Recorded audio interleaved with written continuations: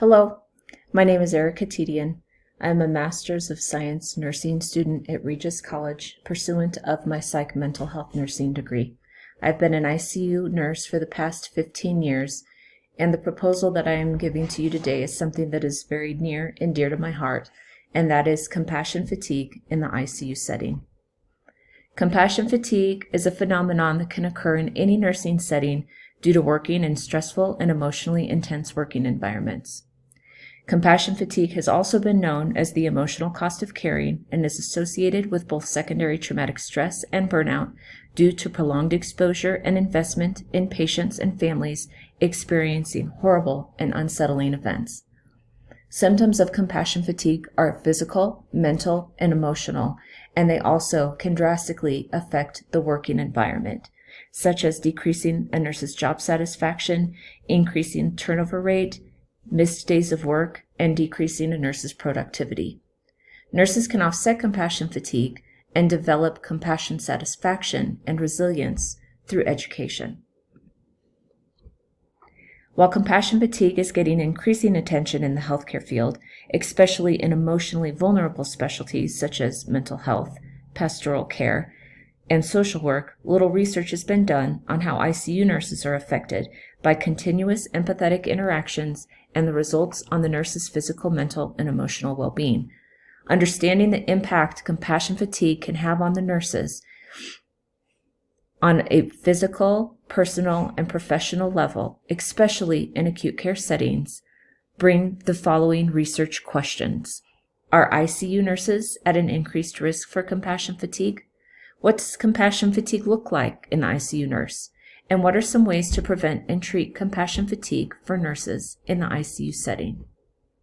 Literature review on compassion fatigue has shown that female nurses have better compassion satisfaction than their male counterparts.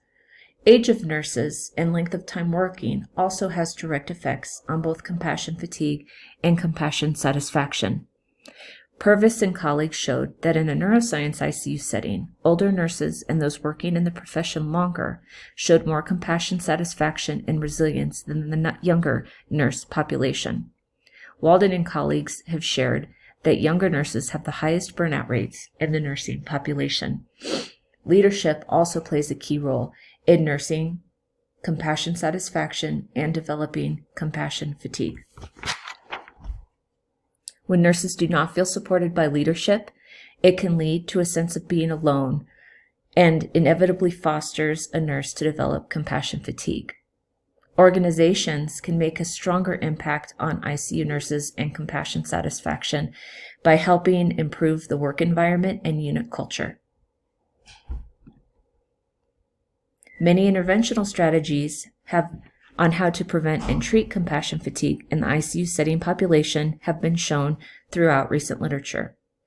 Nolte and colleagues have shown that strategies such as debriefing after stressful patient situations, attending educational workshops on compassion fatigue and resilience, and using self-care techniques such as meditation and mindfulness can help prevent compassion fatigue from occurring. Albarmi and colleagues showed that using coping strategies, developing effective problem-solving skills, and having a strong social support system can all be important skills in an ICU to promote compassion satisfaction and prevent compassion fatigue.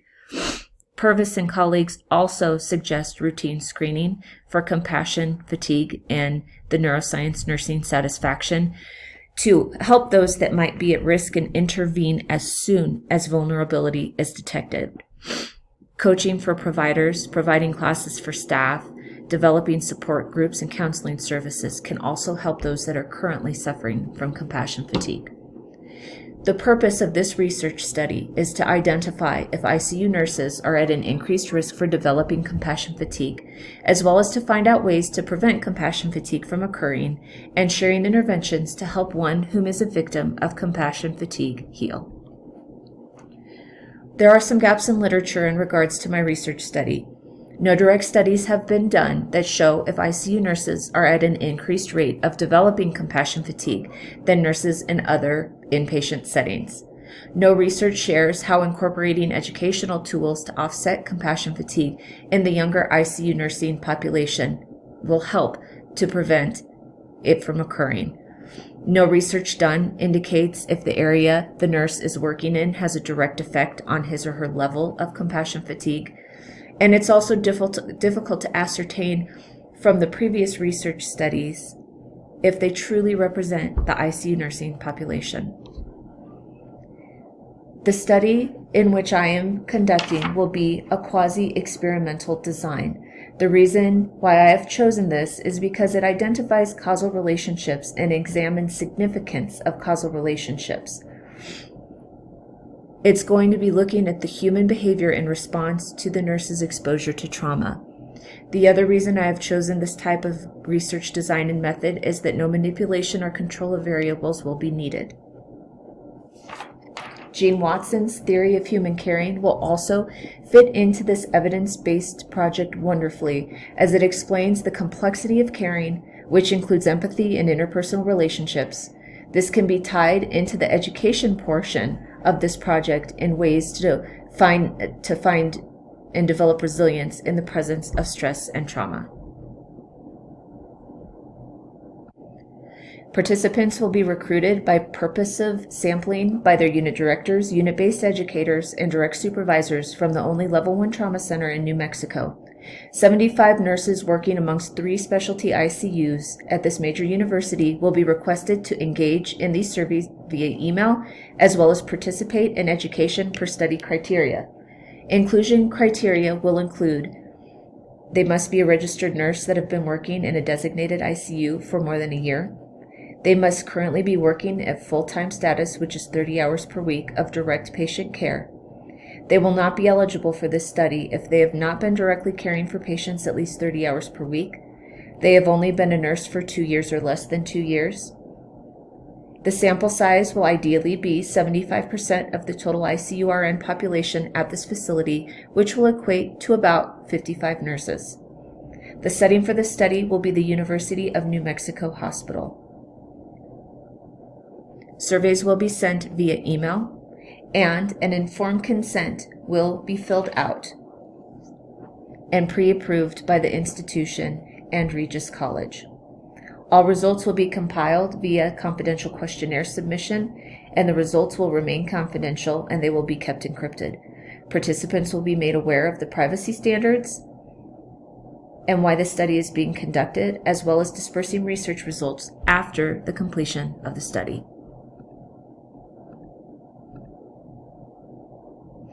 The research tools that I've chosen to use for this are a few different gold standard research tools. The Professional Quality of Life Scale version 5 has been used in many of the compassion fatigue research studies that I have been looking at. It is a 30-item questionnaire which assesses 3 areas of compassion satisfaction, secondary traumatic stress, and burnout. The latter 2 areas are those that specifically address compassion fatigue. The ProQual 5 is a 5-point Likert scale, which ranges from 1, meaning never, to 5, which is very often. Reliability and validity scores have been very high according to Cronbach's alpha subscales.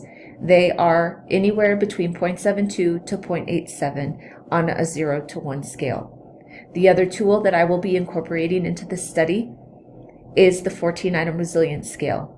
It is an abridged version of an original scale that asks 14 questions on a similar Likert, which ranges from 1, which indicates strongly disagree, to 7, which indicates strongly agree. The RS-14 has also showed strong reliability and internal consistency, with Cronbach's alpha scores ranging from 0.72 to 0.97 throughout all studies investigated. Questionnaires are going to be filled out via a REDCap program, which is used widely at the University of New Mexico Hospital. It will be analyzed using SPSS software version 23, which is much like the one that Kelly and Lefton used in their research study. Software purchasing has already been donated by UNMH's Nursing Excellence Department. There is much significance to this study to our field of nursing. Coetzee and Klopper found that perpetual selflessness can lead to negative outcomes in nurses. Our nurses are selflessly giving of themselves in a traumatic environment on a regular basis. Our nurses must also exercise empathy to foster therapeutic outcomes, and this leads to exhaustion. I've already told you that interventional strategies that can treat CF as well as provide protection from CF from even developing, and this will help to determine which interventions will be most successful. Also, proactive interventions can lead to compassion, satisfaction, and resilience. Participating in this study will promote practice change at a profound level. It will assist RNs working at the bedside to empathetically engage while developing skills to protect their physical, mental, and emotional well-being.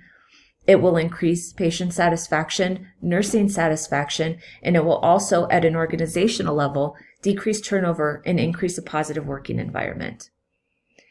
This is why this study needs to be funded. Nationally, hospitals are losing bedside nurses at a rapid rate. Some research has shown it will be as high as 260,000 bedside nursing shortages by the year 2025.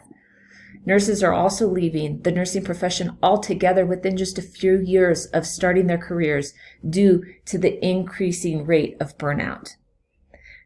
As of late, new research has also shown that nursing suicide rates are starting to be studied and are finding to be at higher than the regular female population in general. In conclusion, I feel that compassion fatigue is something that hits very close to home to me. I have lost 3 nurses in my ICUs in the past 2 years due to suicide.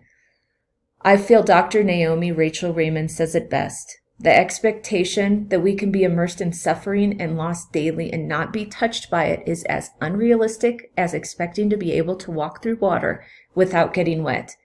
We as nurses are going to incur traumatic situations that no patient or person should have to endure. We're the ones to be there to help comfort those people and save lives.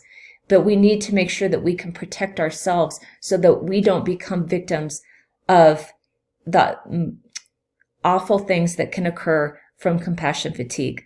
I want to thank you for your time and for allowing me to give you this proposal, and I look forward to hearing from you soon.